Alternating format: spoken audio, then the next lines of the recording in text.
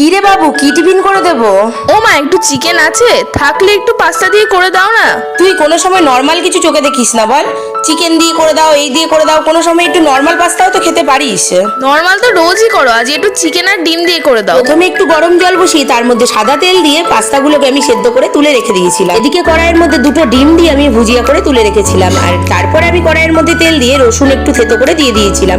আর রসুনটা একটু ভাজা ভাজা হতে ওর মধ্যে পেঁয়াজ কুচি আর লঙ্কা কুচি অ্যাড করেছিলাম। পেঁয়াজ আর লঙ্কাটা ভালো করে ভাজা হয়ে গেলে তার মধ্যে ছোট ছোট পিস করে কেটে রাখা চিকেনগুলোকে দিয়ে দিয়েছিলাম, আর একটু নাড়াচাড়া করে এদিক ওদিক করে নিয়ে তার মধ্যে দিয়ে দিয়েছিলাম গোলমরিচের গুঁড়ো আর একটু চাট মশলা, আর দিয়ে দিয়েছিলাম একটু নুন, আর ভালো করে নাড়াচাড়া করে নিয়ে একটু কষিয়ে নিয়েছিলাম। আর অবশ্যই দিয়ে দিয়েছিলাম পাস্তা মশলা আর ম্যাগি মশলা, আর ভালো করে নাড়াচাড়া করে নিয়ে তার মধ্যে দিয়ে দিয়েছিলাম সেদ্ধ করা পাস্তাটাকে। ব্যাস আর কি, এরপরে একটু পাস্তাটাকে দিয়ে ভালো করে নাড়াচাড়া করে নিয়ে ডিমের ভুজিয়াটা আর একটু টমেটো সস দিয়ে চাড়িয়ে নামিয়ে নিলেই রেডি আমাদের ভীষণ সুস্বাদু চিকেনের পাস্তা।